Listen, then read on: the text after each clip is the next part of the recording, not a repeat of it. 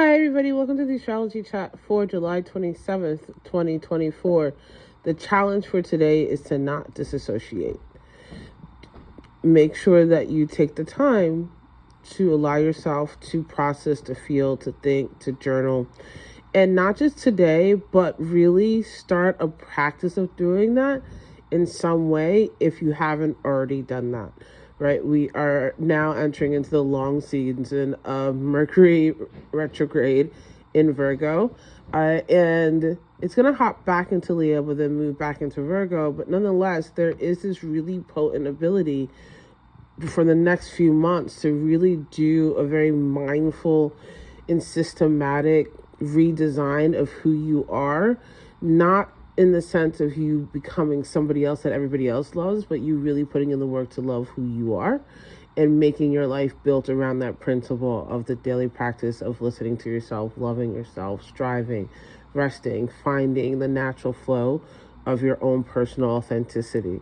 And I say this because we have the moon is going to be void in Aries until 1:22 p.m. and then instantly move into Taurus. So for most of the day, even now as I'm recording it the night before, we're still in this very behind the scenes consideration of who we are, what we want, what our I am statements, what we're fighting for, where we want to go into the unknown and create our mark and, let our names be known as an individual and as a collective, right?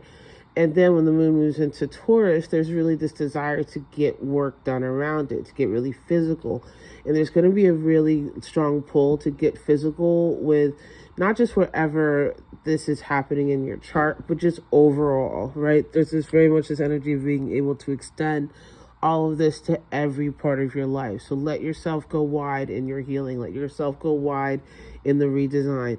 Go narrow, go wide. Go narrow, go wide. And so the moon, once it is in Taurus, right, makes a trine to Mercury that really helps with communication and expression and consideration in like the angle that you're working on to heal.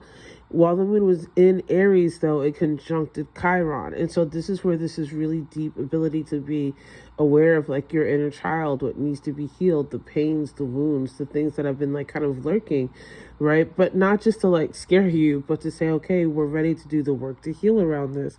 And you're more ready to do the work than you know.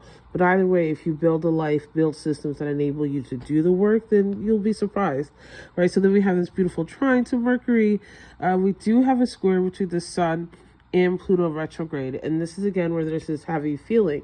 And so that's why I'm saying don't disassociate, because you're going to have the desire to like want to come out of yourself, but challenge yourself by going in, challenge yourself to understand. And especially when we have the semi-square to both Saturn retrograde and Jupiter, right? If you go towards the place that you don't know how, but you know that it can heal you, instead of the place where you forget that you are you and are worthy of healing, the more you're going to get this long-term stretch. So it's still a beautiful day. It's a beautiful day to connect. It's still a beautiful day. It's just a beautiful day because you're here. And so in whatever way that you can, find beauty in the midst of the fight. I love you guys so much, and I'll see you tomorrow.